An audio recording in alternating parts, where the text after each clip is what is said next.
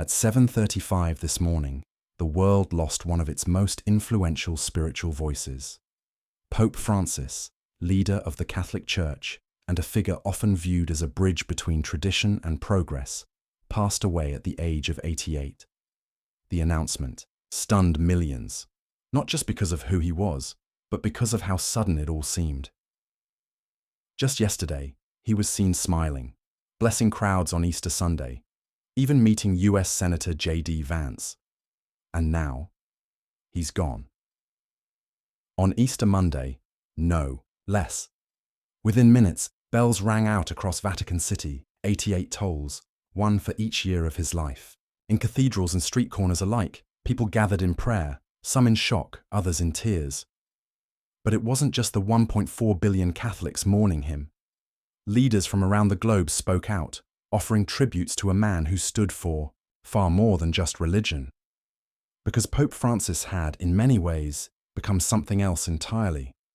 A global moral compass. He was the first pope to speak at a G7 summit, the first to openly warn against the unchecked rise of artificial intelligence, the first Latin American pope, and the first non-European in centuries. But before we talk about what happens next, how a new pope is chosen, what ancient rituals are now set in motion, we have to talk about the man himself, because Francis didn't just wear the white robes, he rewrote what it meant to wear them. From the moment he stepped into the role, Pope Francis made it clear he wasn't interested in pomp or power. He famously refused to live in the luxurious apostolic palace, choosing instead a modest guest house. He travelled in a Ford Focus, and while past popes often emphasized doctrine and tradition, Francis chose a different path, one marked by inclusion, compassion, and even controversy. He supported civil unions for same-sex couples, condemned anti-LGBTQ+ legislation. He appointed women to powerful positions within the Vatican's administration, something previously unheard of. And while he never outright overturned Catholic doctrine, he made it clear this was a new chapter for the Church, one where mercy often mattered more than dogma. He also became a fierce voice on global issues, from calling for the abolition of the death penalty and nuclear weapons, to speaking out on climate change, inequality, and the plight of refugees. Whether people agreed with him or not, they couldn't ignore him. And now, for the first time, in over a decade, the Vatican stands without a living pope, which means a centuries-old machine is beginning to turn once again, one filled with ancient secrets, strange customs, and symbolism most people have never even heard of. Let's start with the funeral process. You might think a papal funeral is just like any other high-profile state event, but the truth?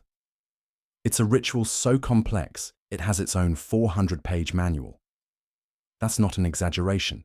The Vatican literally maintains a book, hundreds of pages long, detailing everything from the prayers to be read, to the positioning of the Pope's body, to the specific method used to confirm that the Pope is, in fact, dead. Yes, even that has rules. Traditionally, the Camerlengo, a cardinal appointed to manage the church between popes, must call out the Pope's baptismal name 3 times. If there's no response, the Pope is declared deceased. These days, of course, doctors are also involved, but the ritual remains. Here's where it gets interesting. In 2024, just a year before his death, Pope Francis overhauled that 400-page funeral manual. He said the process had become too focused on spectacle. He didn't want to be remembered as a powerful man of the world, but simply as a disciple of Christ. So, he stripped it down. Instead of being buried in 3 ornate coffins, one of cypress, one of lead, and one of oak, he asked for a simple wooden casket with a zinc lining. He didn't want to be entombed in the Vatican either.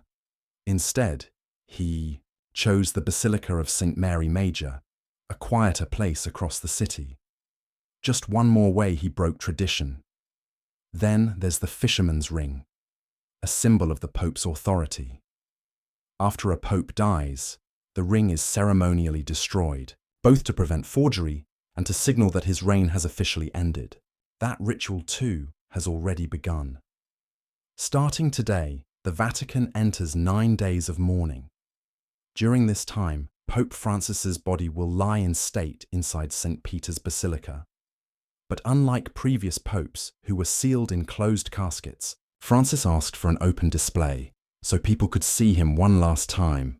Tens of thousands are expected to file past, paying their respects in person. It's expected to resemble the public outpouring seen at the funerals of world figures like Queen Elizabeth. And then comes the Grand Mass, held at the same basilica, attended by world leaders, heads of state, and powerful religious figures from all corners of the globe. The moment will be broadcast live, with millions watching. But that, surprisingly, isn't even the most intense part.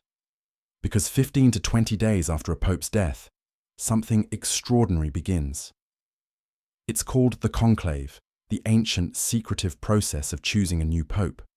And it's unlike anything else on earth. The word conclave itself comes from Latin cumclave, meaning with a key. Why? Because centuries ago, during a deadlocked papal election, townspeople got so frustrated that they locked the cardinals inside a building, removed the roof, and refused to let them out until they chose someone. That's where the tradition comes from, and to this day, it continues, with only slight modifications. Once the conclave begins, around 120 cardinals from all over the world will enter the Sistine Chapel. And once they do, they are completely cut off. No phones, no internet, no outside contact whatsoever. The idea is to remove all political pressure or media influence, so the decision is guided purely by prayer and discussion. Ballots are printed. Each cardinal writes down a name. Then, in strict order of seniority, they walk up to the altar, fold the paper, and place it in a chalice.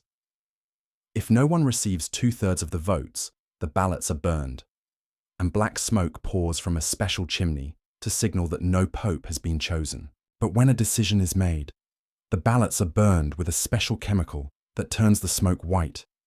It's a moment millions will be waiting for.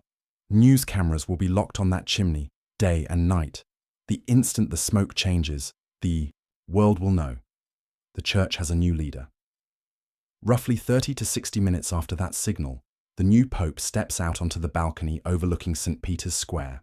And just like that, one of the most sacred and mysterious transfers of power on earth is complete. But this transition raises questions far beyond the Vatican walls.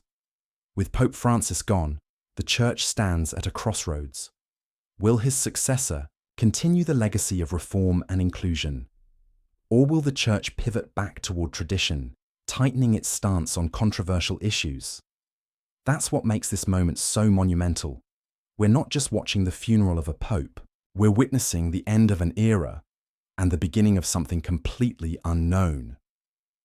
Because for 1.4 billion Catholics and nearly 2.4 billion Christians around the world, this decision will shape doctrine, diplomacy, and the direction of a global faith for decades to come.